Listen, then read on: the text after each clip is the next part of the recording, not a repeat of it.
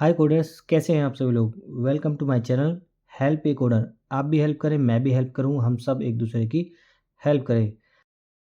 आज की वीडियो में मैं बात करने वाला हूं एफसीपी और एलसीपी दो इशूज़ के बारे में। इन दो इशूज़ को मैंने बहुत बार रिजॉल्व किया है वर्डप्रेस की वेबसाइट में या डॉट नेट या फिर pure HTML and PHP website में।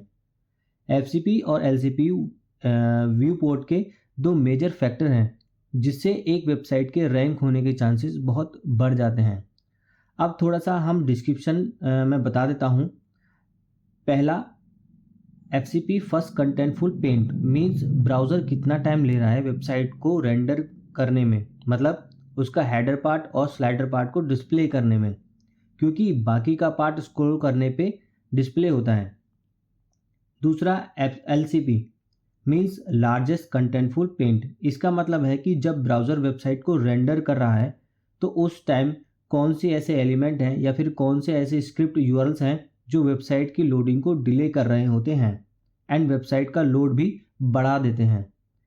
आज मैं आपको बताऊंगा कि वेबसाइट में जो एफसीपी और एलसीपी के इश्यूज आ रहे हैं उनको किस तरीके से रिजॉल्व कर सकते हैं। एंड इसी वीडियो में मैं आपको बताऊंगा कि एफसीपी और एलसीपी रीजन से वेबसाइट लोड होने में डिले हो रहा है या फिर रेंडर ब्लॉकिंग होती है, उसको कम करने के लिए किस किस बात का ध्यान हमें रखना होता है। एंड इस वीडियो में मैं आपको बताऊंगा एक ट्रिक भी जिससे आप वेबसाइट की इमेजेस की रिक्वेस्ट को डिले कर सकते हैं। तो बिना किसी देरी के वीडियो को स्टार्ट करते हैं।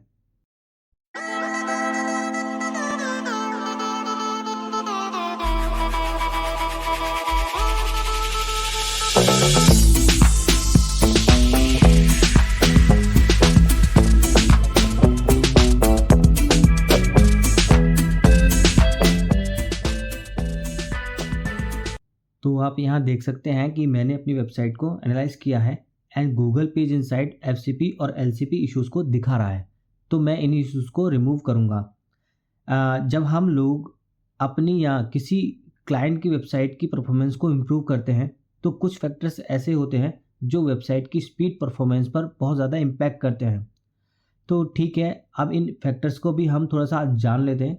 जो पहला फैक्टर है वो ये है, आपको एक अच्छा सर्वर लेना चाहिए जिसका रिस्पॉन्ड टाइम अच्छा हो, जैसे कि गोडेडी, होस्टिंगर या ब्लू होस्ट। मैं पर्सनली होस्टिंगर का सर्वर यूज़ करता हूँ क्योंकि ये मेरे बजट में भी है और इसका रिस्पॉन्ड टाइम भी बहुत अच्छा है।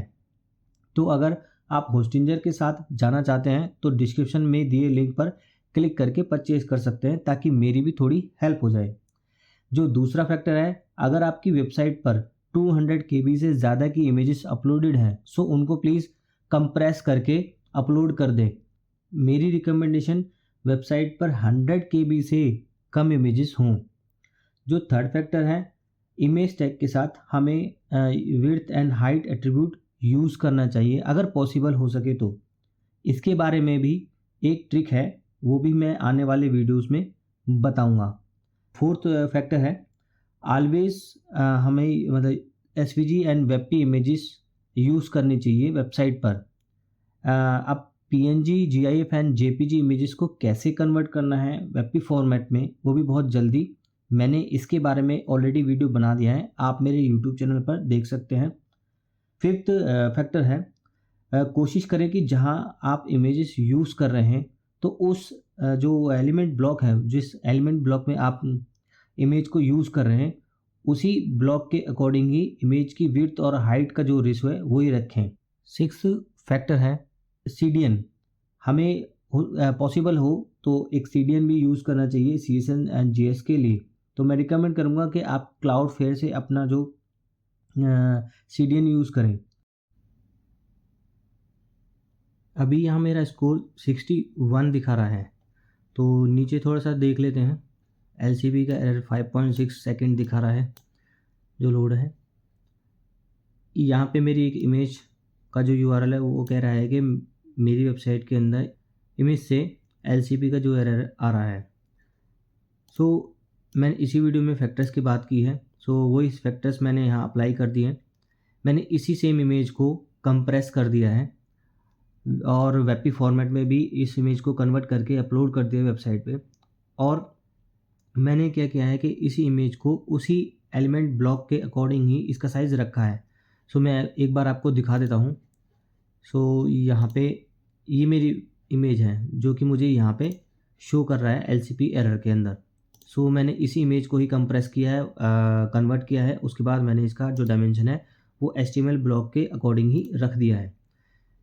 सो मैंने जितना पॉसिबल हो सकता है उसी डायमेंशन में मैंने इस इमेज को कर दिया है। सो अभी क्या है कि जो रेंडर साइज़ है वो 473 है, एक्सपेक्ट रेशो 473 है और इंटरसेंट साइज़ जो 485 है। सो लगभग मैंने उसी के अकॉर्डिंग ही इस इमेज को रखा हुआ है और जो इसका फाइल साइज़ है वो 29.0 KB है। तो मैंने सारी चीज़ें ठीक कर दी हैं इस इमेज के लिए, बट फिर भी यहाँ पे मुझे ये शो कर रहा है। अब ऐसा क्यों हो रहा है? सो मैंने सोचा कि मैं एक बार इस जो यहाँ पे लिंक है इस लिंक पर क्लिक करके देख लेता हूँ, आर्टिकल पढ़ लेता हूँ ये मुझे क्या कह रहा है।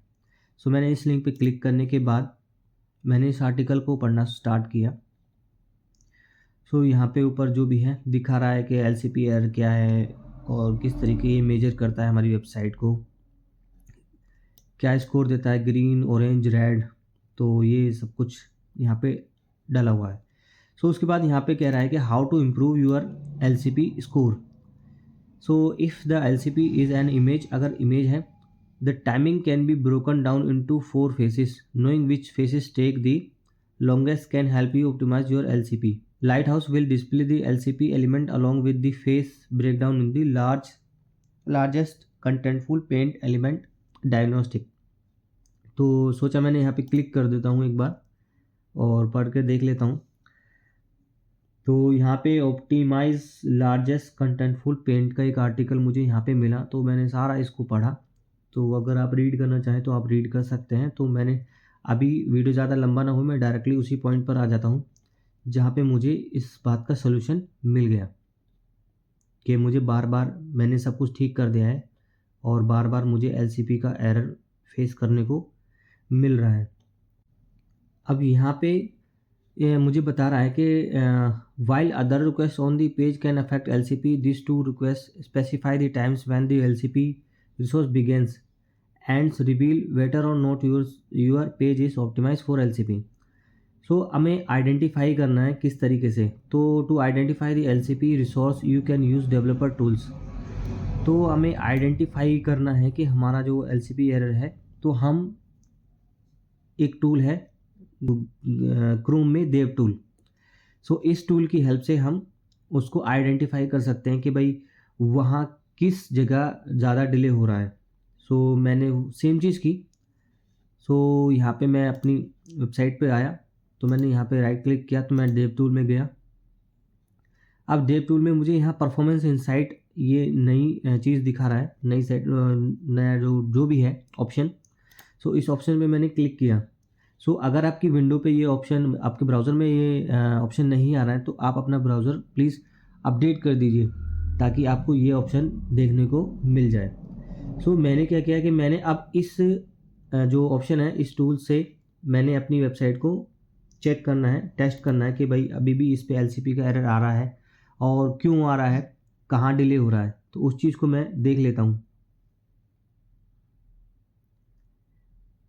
सो अब यहाँ देखने वाली, नोटिस करने वाली चीज़ ये है कि अब मुझे यहाँ पे जो एफसीपी का एरर है वो नहीं दिखा रहा है और एलसीपी का एरर वो भी नहीं दिखा रहा है, यहाँ पे ग्रीन है।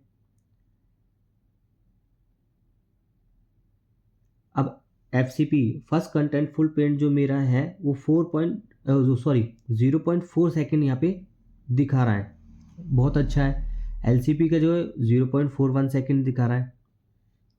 तो यहाँ पे क्या है कि मेरा एलसीपी का एरर नहीं है इस वेबसाइट में, क्योंकि मैं काम कर चुका हूँ और उन फैक्टर्स को भी मैंने मतलब अप्लाई कर दिया अपनी वेबसाइट पे।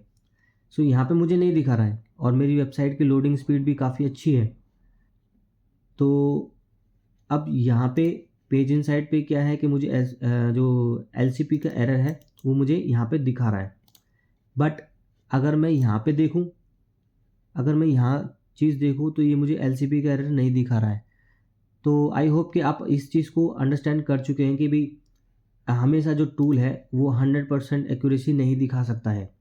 सो कोई भी टूल है आप यूज़ कर रहे हैं एनालाइज़ करने के लिए, तो वो क्या है 100% एक्यूरेसी नहीं दिखा सकता उस चीज़ के लिए जो आप परफॉर्मेंस आप टेस्ट कर रहे हैं उस टूल पे।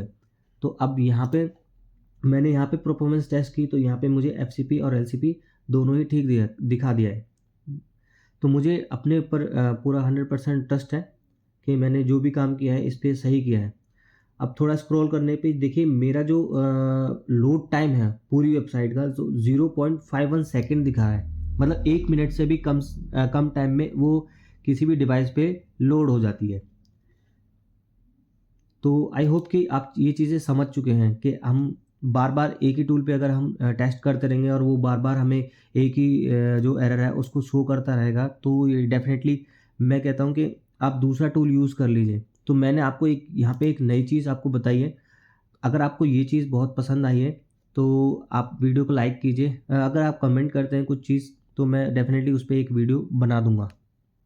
अगर आपको ये नई चीज़ आपको पता चली है इस बारे में, तो वीडियो को लाइक करें, कमेंट करें, शेयर करें। और इस वीडियो के अंदर आप कुछ चीज़ ऐसी मतलब मैं मिस कर गया हूँ, आपको नहीं पता उसके बारे में, तो आप डेफ़िनेटली कमेंट करें और मैं उस पे एक वीडियो बना दूँगा आपके लिए, ताकि आप अच्छा सीख सकें। आप भी अपने अपने मतलब कंपनी में या फिर अपने क्लाइंट के साथ अच्छा मतलब परफ़ॉर्मेंस दिखा सकें अपने बारे में। अब मैं एक चीज़ और आपको एक ट्रिक बता देता हूँ, जैसा कि मैंने इसी वीडियो में शुरुआत में कहा था कि मैं आपको एक और ट्रिक बताऊँगा कि आप मान के चलें कि आपका एलसीपी का जो एरर है वो यहाँ पे भी दिखा रहा है। तो उस केस में आप क्या कर सकते हैं? उस केस में मैं आपको एक चीज़ बता रहा हूँ, सो आप नोट कर लीजिए, वीडियो को पॉज़ भी कर सकते हैं। तो यहाँ पे 2 चीज़ें हैं, मान के चलें आपका जो कोई इमेज का यूआरएल है, मैं पहले ये सारी चीज़ें हटा देता हूँ, सिंपल तरीके से बताता हूँ। फॉर एग्ज़ाम्पल मेरा एक यूआरएल है, ठीक है? अब ये यूआरएल क्या कर रहा है कि एलसीपी का एरर आपको बार-बार थ्रो कर रहा है, आपके देव टूल के अंदर भी और आपके पेज इनसाइट के अंदर भी। सो उस फेस में आप क्या कर सकते हैं कि आप इसकी प्रायोरिटी सेट कर सकते हैं कि आप इसकी प्रायोरिटी जल्दी रिस्पॉन्ड कर दे, ठीक है? या फिर डिले कर दें। तो यहाँ पे क्या है कि मैंने प्रीलोड किया है ताकि इसका रिस्पॉन्ड टाइम बाद में हम ठीक कर सकें। तो अब यहाँ क्या है कि हम जैसे कि हम सीएसएस को हम अप्लाई करते हैं हेड सेक्शन के अंदर, सो हमें इसी तरीके से इस यूआरएल को हेड सेक्शन के अंदर अप्लाई करना है। तो अब यहाँ चीज़ें क्या-क्या डलती हैं, क्या-क्या एट्रीब्यूट हम यहाँ यूज़ करेंगे। सो सबसे पहले हमने फेच प्रायोरिटी इसकी हाई रखनी है, फिर उसके बाद रिलेशन इसका प्रीलोड करना है, फिर उसके बाद एज इमेज एक एट्रीब्यूट है, हमने इसको बताना है कि ये इमेज है, ठीक है? सो उसके बाद अपने को क्या है कि इसी यूआरएल को हेड सेक्शन के अंदर रख देना है। फिर उसके बाद अपनी फ़ाइल को सेव करके पेज को दोबारा से एनालाइज़ करना है। सो अगर इस तरीके से आप नहीं करना चाहते तो दूसरा तरीका आप ये है कि डायरेक्टली आप उसी इमेज के अंदर प्रायोरिटी सेट कर सकते हैं हाई की और रिलेशन प्रीलोड डाल सकते हैं। और इसमें एज इमेज भी आप ये तीनों एट्रीब्यूट अगर डाल करके इस इमेज को यूज़ करेंगे तो आई होप कि डेफिनेटली आपका एरर रिजॉल्व हो जाएगा। सो आपको ये ट्रिक भी अगर आपको पसंद आई है तो मेरी वीडियो को लाइक करें, कमेंट करें और जितना ज़्यादा हो सके वीडियो को शेयर करें ताकि और लोगों की भी हेल्प हो सके। तो अगर मैं यहाँ पे अब चलता हूँ तो मैंने आपको पहले अब दिखाई दिया है कि जो मेरा एफसीपी का एरर है वो यहाँ से रिजॉल्व हो चुका है, बट इसके अंदर भी दिखा रहा है। तो आप 100% इस पे मतलब डिपेंड ना करें कि हमेशा एक्यूरेसी सही आएगी। आप देव टूल पे भी ट्रस्ट कर सकते हैं। इसके अंदर जो मेरा एफसीपी एलसीपी एरर ठीक हो चुका है। आई होप कि मेरा ये वीडियो आपको बहुत पसंद आए, तो वीडियो को लाइक करें, शेयर करें और वीडियो पे कमेंट करें जो भी आपके जो डाउट्स हैं, ताकि मैं उनको क्लियर कर सकूं। और अगर आप चैनल पे नए हैं तो चैनल को सब्सक्राइब कर लीजिए। सो मिलते हैं नेक्स्ट वीडियो में। Thank you.